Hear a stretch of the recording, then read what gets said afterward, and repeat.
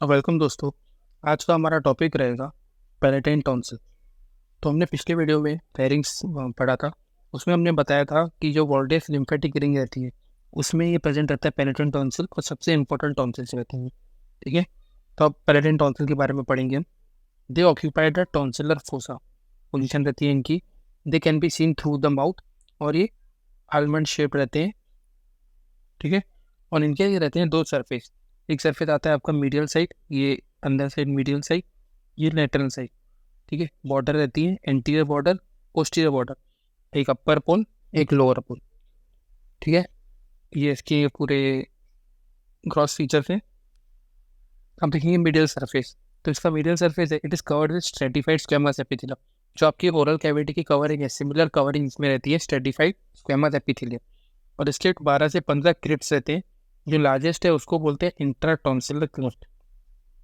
ये आप जो लार्जेस्ट क्रिप्ट देख रहे हैं ये इंट्राटॉन्सिलर क्रिप्ट। ठीक है, जो इसका लेटरल सरफेस है, तो फेशिया, इसका एक फेशिया रहता है, वो हेमी कैप्सूल ऑफ टॉन्सिल बनाता है। मतलब जो लेटरल सरफेस है वो टॉन यहाँ फेशिया से कवर्ड रहता है, जिसको बोलते हैं हेमी कैप्सूल ऑफ टॉन्सिल। ठीक है, और it is the extension of pharyngobasilar fascia. MCQ question है, hemi capsule of tonsil is the extension of, तो इसका आंसर है फेरिंगो बेसिलर फेशिया। ठीक है, ये डायग्राम देखिए, और ये देखिए मीडियल सरफेस और लेटरल सरफेस। अब इसका देखेंगे टॉन्सिल बेड। तो टॉन्सिल बेड का हमने देखा था, आता है फ्रॉम विद इन आउटवर्ड्स। ये डायग्राम है, उसमें हमको बताना है कि टॉन्सिल बेड किससे बनता है। बेड मतलब उसके बेसिकली उसके पीछे के स्ट्रक्चर्स क्या क्या रहते हैं, मतलब उसके लेटरल सरफेस के रिलेशंस, ये हमें देखना है। ठीक है, तो एक आता है फेरिंगो बेसिलर फेशिया। ठीक है, फेरिंगो बेसिलर फेशिया, ये आपको ग्रीन वाला, ये पूरा टॉन्सिल के पीछे। एक आता है सुपीरियर कॉन्स्ट्रिक्टर और पेलेटोफेरिंजियस मसल। ठीक है, ये पेलेटोफेरिंजियस मसल, और उसके आता है फिर बाद में बक्कोफेरिंजियल फेशिया, स्टाइलोग्लोसस मसल आती है, एक आती है ग्लॉसोफेरिंजियल नर्व। ये 5 चीज़ें मिलकर टॉन्सिल बेड, या फिर हम जिसको बोलेंगे लेटरल रिलेशन ऑफ टॉन्सिल बनाते हैं।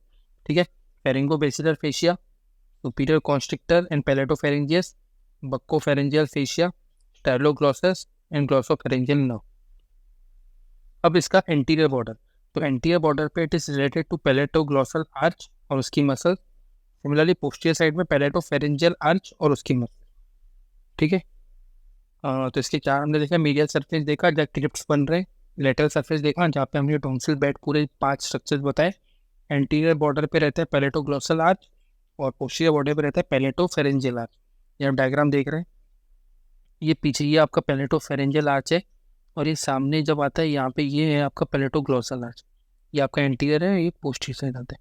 ठीक है, अब अपर पोल। तो टॉन्सिल्स के ऊपर अपर पोल क्या रहेगा, सॉफ्ट पैलेट रहता है, और नीचे साइड टंग रहती है। ठीक है, बहुत सिंपल टॉपिक है। अब हमने जो आप एक क्लेफ्ट देखा, इंट्राटॉन्सिलर क्लेफ्ट, उसका क्या क्लिनिकल इंपॉर्टेंस है।